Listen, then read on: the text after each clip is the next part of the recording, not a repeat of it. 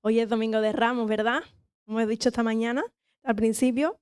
Para muchos evangélicos, la Semana Santa, pues, es un tiempo de descanso, más que de conmemorar, ¿no? Solemos coger algunas vacaciones o ir a visitar a nuestros familiares, por lo menos los míos vienen a visitarnos. Por ejemplo, también en muchas iglesias se aprovecha, pues, para descansar y demás, ¿no? Y parece que los evangélicos, pues, no celebramos la Semana Santa, ¿no? Que para nosotros no es nada especial, o eso dicen. Pero lo cierto es que nosotros vivimos todos los días en nuestra vida una Semana Santa, porque para nosotros el sacrificio de Cristo lo conmemoramos todos los días de nuestra vida, ¿no? Pero aprovechamos esta fecha, aunque no la celebremos igual que otros que celebran estas fiestas, ¿no? Pero aprovechamos, ¿no?, para ponernos en contexto, ¿no? ¿Y por qué se conoce este día como el Domingo de Ramos? ¿Por qué? ¿Os acordáis de lo que ha leído Mónica esta mañana? La entrada triunfal del Señor Jesucristo. ¿Y por qué los ramos? De alabanza, de adoración. Es el día en que los cristianos conmemoran la entrada de Jesús en Jerusalén y su exclamación como hijo de Dios. Ahí ya se proclama públicamente que era el Hijo de Dios. Es el acontecimiento que marca el fin de los 40 días de lo que se conoce como Cuaresma y el inicio de la Semana Santa, tiempo en que se celebra la pasión, crucifixión, muerte y resurrección de Jesucristo. Y vamos a leer el pasaje que se encuentra en Lucas, del 19 al 28, lo voy a leer en la Nueva Traducción Viviente. Lucas 19, del 28 al 40. Después de contar esa historia, Jesús siguió rumbo a Jerusalén, caminando delante de sus discípulos. Al llegar a las ciudades de Betfagé y Betania, en el Monte de los Olivos, mandó a 2 discípulos que se adelantaran. Vayan a la aldea que está allí, les digo. Al entrar, verán a un burrito atado que nadie ha montado jamás. Desátenlo y tráiganlo aquí. Si alguien les pregunta por qué desatan al burrito, simplemente digan, el Señor lo necesita. Así que ellos fueron y encontraron el burrito tal y como lo había dicho Jesús. Y efectivamente, mientras lo desataban, los dueños le preguntaron, ¿por qué desatan ese burrito? Y los discípulos simplemente contestaron, el Señor lo necesita. Entonces llevaron al burrito a Jesús y pusieron sus prendas encima de él, que él lo montara. A medida que Jesús avanzaba, la multitud tendía sus prendas sobre el camino delante de él. Cuando llegó a donde comenzaba la bajada del monte de los olivos, todos sus seguidores empezaron a gritar y cantar mientras alababan a Dios por todos los milagros maravillosos que había dicho. Bendiciones al Rey que viene en el nombre del Señor, paz en el cielo y gloria en el cielo más alto. Otras traducciones que dicen, Hosana. Algunos de los fariseos que estaban entre la multitud decían, Maestro, reprenda a tus seguidores por decir cosas como estas. Jesús les respondió, si ellos callaran, las piedras a lo largo del camino se pondrán a clamar. Para comprender plenamente este pasaje de la entrada triunfal de Jesús en Jerusalén, es muy importante entender el contexto, ¿no? Como hemos hablado antes, de qué significaban esas hojas, ¿no? Y la cultura de aquella época. En el mundo del mundo judío del primer siglo, ellos ya esperaban ese Mesías, o sea, lo que es la esperada del Mesías, ellos la vivían, la sentían. No sé si los que habéis estado compartiendo en los grupos de conexión, el mensaje profético constantemente anhelaban por un Salvador y un Mesías. Entonces, en esa época del primer siglo, ya ese deseo, esa agonía de ese rescatador, de esa tan opresión que estaban viviendo, era evidente. Pero ¿qué pasaba con ellos? Que ellos esperaban a ese Mesías de una manera diferente, ¿no?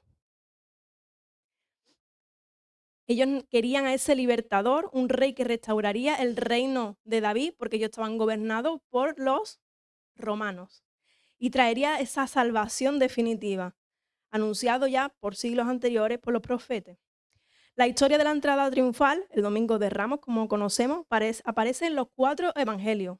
Es de los pocos acontecimientos que aparecen en los 4 evangelios. Eso nos quiere decir que es realmente importante, ¿vale? Así que es un momento importante porque marca, o sea, el cambio de la historia de la humanidad y de la espiritualidad, ¿no? Del mundo espiritual. Ese día Jesús entró en Jerusalén sentado en un pollino, ¿no? Decía la otra versión. ¿Qué es eso? Un burrito pequeño. Eso es que escapaba en el entendimiento. Nadie lo había montado jamás. Jesús al montar en este burrito cumplía la promesa del Antiguo Testamento que hemos leído también, que lo identificaba como el Mesías esperado. Lo encontramos en Zacarías 9:9, Zacarías 9:9, escrito 500 años antes, alrededor de unos 500 años antes, ¿vale? Decía así: alégrate, oh pueblo de Sión, grita de triunfo, oh pueblo de Jerusalén, mira, tu rey viene hacia ti, él es justo y victorioso, pero es humilde, montado en un burro, montado en la cría de una burra. Pero su elección de un burro, un animal asociado con humildad, ternura, paz, también transmitía un mensaje contrario a lo que el mundo reclamaba, ¿no?, de él. Un mundo gobernado por la violencia, por el orgullo, y lo normal es que los reyes entraran como caballo. Hombre, aquí entra el rey de España y si entrara en un burrito, qué raro, ¿no? Qué raro. En aquella época venían con caballos de fuerza, pero él rompe todos los esquemas. Nuestro Dios es así. Por mucho que lo intentamos meter en nuestra cajita de cómo deberíamos nosotros creer que tendría que ser Dios, ¿sabes? Fíjate. Y los discípulos extendieron sus mantos. Ellos iban vestidos por capas de ropa, entonces se quitaron como la primera capa de ropa y la extendieron en el burrito. Esas túnicas exteriores, ¿no? Para que Jesús se sentara. Y la gente salió a dar la bienvenida, tendiendo delante de él sus mantos y las ramas, ¿no?, de palmera. Las personas que hacían, lo aplaudían y lo adoraban como el rey que viene en el nombre del Señor. Mientras que se dirigía, ¿sabemos dónde? Al templo, donde enseñó a la gente, la sanó y sobre todo, un pasaje muy clave, echó fuera a los cambistas y comerciantes que habían hecho de la casa de su padre una cueva de ladrones. Eso lo encontramos en Marcos 11:17. Venía a poner las cosas en orden. El propósito de Jesús al desplazarse hacia Jerusalén era hacer pública su declaración de Mesías y el Rey de Israel, en cumplimiento con las profecías del Antiguo Testamento. Las calles de Jerusalén estaban abiertas como un rey que sube al palacio, un palacio espiritual, que era el templo, porque el reino de Jesús es totalmente espiritual, ¿no? Cuando la gente coloca esos mantos en acto de homenaje a la realeza, Jesús estaba declarando abiertamente a la gente que él era su rey y el Mesías que tanto habían estado esperando. Imaginad que es el único que plantó cara a los fariseos. No sé si habéis visto la serie de Chosen, yo la estoy empezando a ver. A los que abusaban del pueblo les ponían cargas pesadas, hacían de la ley la otra ley de la ley de la ley. Él plantó cara, sanó a las personas, perdonaba, libertaba, enseñaba, restauraba. Y es que no somos conscientes de la revolución tan grande que implicó la llegada de nuestro Señor Jesucristo. Nosotros somos beneficio de todo lo que cambió el Señor Jesús, porque nuestra sociedad está cristianizada. Toda la dignidad que tenemos, todos los cambios, la dignidad humana vino a través de Cristo. Las sociedades que no están cristianizadas no tienen la misma justicia que tenemos nosotros. ¿Me estoy explicando? Pero la alabanza del pueblo a Jesús no fue porque le reconocieron como el Señor y Salvador de sus pecados. Ellos le dieron la bienvenida como un libertador mesiánico, alguien que les libraría de la opresión de Roma. Ellos querían ser libres de Roma, volver a ser el pueblo fuerte que fueron un día. Y tenían esa esperanza en Jesús. Estos son los que realmente le aplaudieron como rey, como hijo de David, que venía en el nombre del Señor. Pero Jesús, como siempre, no cumple las expectativas de la gente. Como ayer compartíamos en los jóvenes, el testimonio de Jesús no siempre fue bueno para todo el mundo. Fue intachable, no pecó, pero para todos no tuvo buen testimonio, porque no cumplió las expectativas de la gente, ¿no? ¿Y qué pasó después? A los pocos instantes, la gente que lo aplaudía, que le gritaban, crucifícalo. Unos días antes, hoy mi rey, y después, crucifícalo. A gritos. Cambiaron a Jesús, ¿por quién? Por Barrabás. ¿Y qué hizo Barrabás? No me entero. Ladrón, asesino, preferimos el pecado antes de que cambiar nuestro propio pecado. Jesucristo no vino a conquistar a la fuerza como los reyes de la tierra, sino vino a conquistar con amor, con gracia, misericordia y su propio sacrificio en favor de su pueblo, ¿no? Pero sí, muchas veces tenemos esa imagen de Jesús como alguien de, ay, no te preocupes, ay, yo te perdono. Mm, no, él tuvo fuerza contra la injusticia, no se dejó llevar por la injusticia, contra el pecado y con todo el que era fuerte y abusaba del débil. Nosotros también podríamos haber sentido esa alegría del primer momento, ¿no? De ver a Jesús montado en un burro, cumpliendo las profecías y demostrando pues, su poder mesiánico, ¿no? Pero también pensaban en otros que podían sentir confusión en el momento. Pensaban, ¿quién es este hombre que desafía las expectativas, ¿no? Que monta en un burro en lugar de un caballo. Yo no me lo imaginaba así. ¿Cómo podía ser el Mesías cuando no cumplía las expectativas de la tierra, ¿no? De poder y libertad. Pero del texto que hemos leído, lo que me ha hecho reflexionar es sobre el final que habla de las piedras. ¿Qué le decían los líderes religiosos a Jesús? Oye, que no hagan tanto escándalo, dile que se callen. ¿Y qué dijo Jesús al final? ¿Lo podemos ver el último versículo?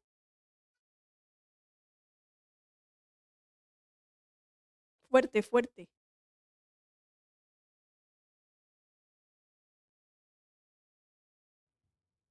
Las piedras pueden hablar. Si el Señor quiere, sí. A simple vista no tiene nada de sentido ver piedras hablando.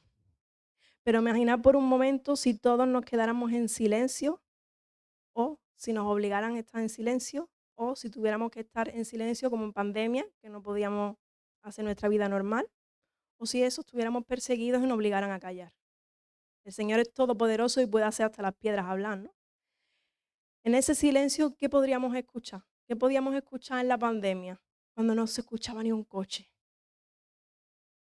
Las piedras creadas por el mismo Dios. Cada roca, cada montaña, cada árbol y cada río son testigos silenciosos de la majestad y del poder del Señor creador. Desde el amanecer hasta el anochecer, pensaba la naturaleza proclama su grandeza a través de la belleza y que todo está perfectamente ordenado, como veíamos hace 2 jueves en el culto de oración. Sin embargo, aquí lo triste es que, a pesar de haber experimentado la gracia y el perdón de Cristo, a menudo guardamos silencio y no compartimos ese amor con otros. Nos mantenemos callados ante la necesidad espiritual que nos rodea, permitiendo hacerle trabajar a las piedras en vez de nosotros. Hermanos, ¿por qué permitimos que las piedras nos sustituyan como testigos del amor y la salvación de Cristo? Pensaba que el tiempo está cerca y es hora de despertar. Levantar nuestras voces en alabanza y en testimonio del amor del Salvador del mundo, nuestro Señor Jesucristo. Por eso el domingo que viene vamos a salir a la calle. Y pensaba que yo no quiero que el Señor use antes a una piedra que a mí. Yo no quiero. Yo no sé vosotros, pero yo no quiero. Y yo no quiero una piedra de la buena noticia de la salvación a alguien antes que tener ese privilegio de ver ese milagro en las personas que quiero. Ya vendrán tiempos que no nos permitan compartir el mensaje de salvación. Eso nos viene anunciando el Señor continuamente. Ya vendrán tiempos de persecución. Pero mientras yo quiero aprovecharlo. Yo quiero aprovechar, ¿no? Que el Espíritu Santo nos dé ese valor y ese compromiso para serles testigos fieles de Cristo en todas las áreas de nuestra vida. No solo porque haya un evento evangelístico, sino en el día a día, ser luz y salvación, llevar esa luz y salvación, para que podamos cumplir con el propósito de glorificar a Dios y hacer discípulos en su nombre. Esa es la misión del cristiano y eso es lo que voy a compartir día tras día. Que nuestras palabras y acciones recuerden con fuerza que lo que las piedras testifican en silencio, proclamando la grandeza y el amor de nuestro Señor a todos los que nos rodean. Pero como compartí ayer, no podemos compartir de algo que no hemos experimentado y hemos conocido. Nosotros también tenemos que tener ese encuentro personal con el Rey de Reyes y Señor de Señores. No podemos permitirnos quedarnos en silencio en medio de un mundo que necesita desesperadamente escuchar el mensaje transformador del Señor. Porque no se trata de venir a la iglesia, no se trata de llevar una vida perfecta, sino de ser hijos verdaderamente suyos, rescatados por Él, todos los días. Pero no permitamos que esto suceda. En lugar de eso, vivamos el llamado de Jesús, llamado a la luz del Evangelio, llevar esa luz del Evangelio a lugares de oscuridad y de desesperanza. Que nuestras palabras y acciones reflejen el amor y la compasión de Cristo, atrayendo a otros hacia Él, no a nosotros, sino hacia Él. Y hermanos, en este tiempo de Semana Santa, os animo a conocer a ese Jesús que vino a salvarnos de nosotros mismos, de nuestros pecados, de nuestra ceguera espiritual, del poder del pecado y de la muerte. Hoy celebramos la vida de nuestra hermana Juana. El poder de la muerte no tiene nada que ver con ella. Ella ya está en la eternidad con su Creador. Dios se hizo como tú y como yo para que podamos reconciliarnos con Él. Eso no lo hace nadie. Jesús, como veníamos diciendo también el año pasado, Jesús no quiere una Semana Santa, sino que quiere una vida santa. A eso estamos llamados como cristianos, a tener una vida santa. ¿Y qué significa ser santo? ¿Ser perfecto? ¿Estar libres de pecado para venir a adorarle y servirle? No, sino todos los días el Señor pone su contador a cero para nosotros. Pero para que el Espíritu Santo pueda hacer esa obra con nosotros, debemos saber quién es Jesús y pedirle que Él entre a nuestra vida.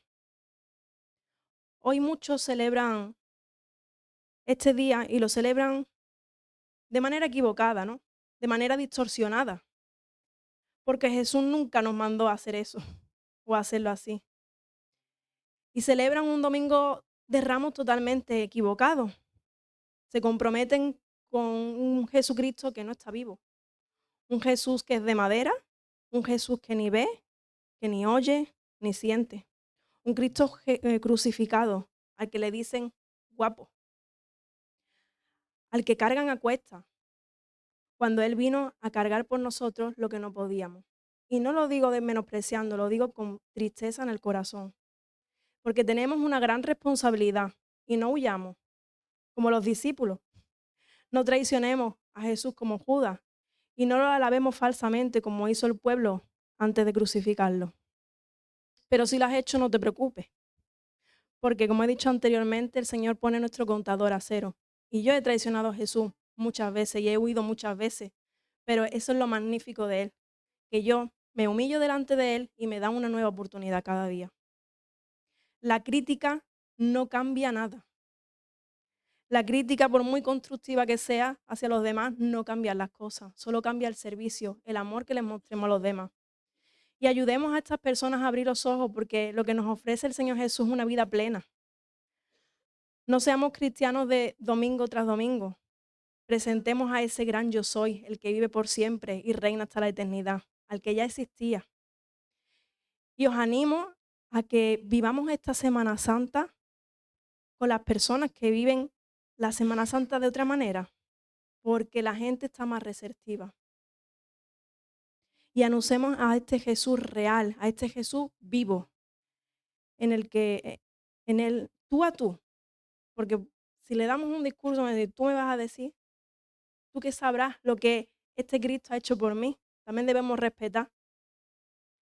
Y siempre ora para que el Espíritu Santo te ayude. Cuando veas a la gente paseando con los tronos, como también animé la otra semana, ora por ellos. Pídele al Señor que te haga verlos como Él los ve. No te enfades si no te entienden. Mírales con misericordia, porque como dice el Salmo 115, y los que hacen ídolos son iguales a ellos, como también todos los que confían en ellos. Pero nosotros también hemos estado ciegos con otras situaciones antes de conocer al Señor. No somos mejores que nadie. Y ora, porque hay personas que le buscan con mucha sinceridad, aunque no sea el camino, porque no han conocido otra manera. Que el Espíritu Santo te use para hablarles y no para juzgarles. Que te use a ti. Yo quiero que me use y no quiero ni voy a permitir que use a las piedras para que le hablen a otros de Él. Y si no conoces a este Jesús que vivo está, te invito a que no deseches hoy esta oportunidad, porque nadie sabe lo que puede pasar mañana.